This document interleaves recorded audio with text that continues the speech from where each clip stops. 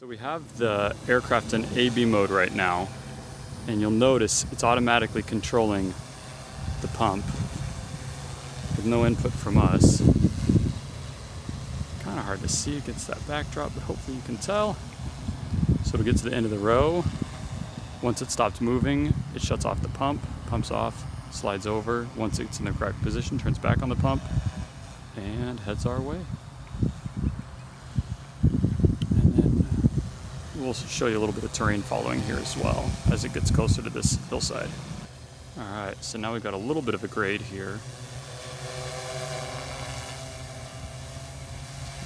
You'll see it climb as it slides over. There it goes, further.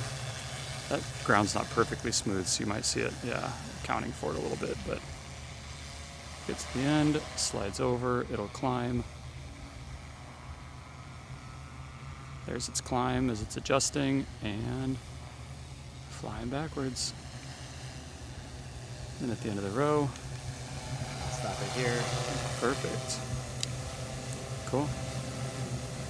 That's it.